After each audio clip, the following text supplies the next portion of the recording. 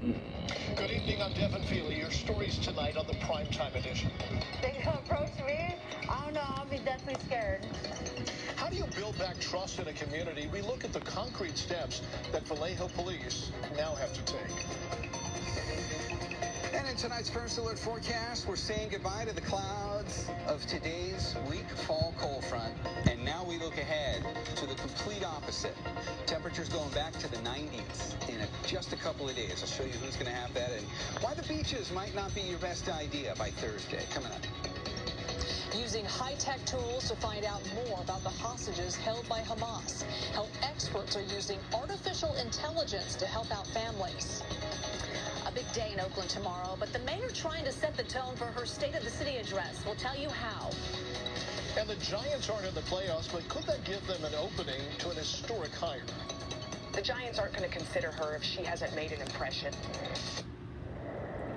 From CBS News Bay Area, this is the Primetime Edition on KPIX Plus. Good evening, I'm Devin Feely. These are tonight's Primetime headlines. Israel is continuing its blockade of Gaza even as conditions on the ground deteriorate. Hospitals in Gaza are on the verge of collapse at risk of running out of food, water, and medicine.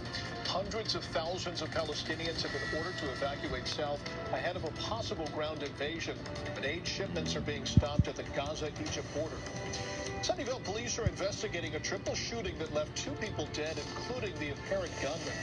Investigators say the gunman shot 2 women this morning before fleeing the scene. One victim was hospitalized, the other died at the scene. Police say that they later found the gunman dead in his car from an apparent self-inflicted wound. Police have not released the names of any of the people involved in the shooting or laid out a possible motive. Most California residents will get a few more weeks to get their taxes in this year. The original April deadline was pushed to October because of all of the damage from this winter's storms. Now the IRS has yet again extended that deadline, this time to November 16th. There are 3 counties, Lassen, Modoc, and Shasta counties, that didn't get that extension. Well, taking a live look outside, let's go ahead and get a check of our First Alert forecast from meteorologist Darren Pack. Devin, we're about to change the weather pattern over the next few days. What we saw today was the last in a series of weak cold fronts that have come our way, and we watched it from our camera on top of Mount Diablo.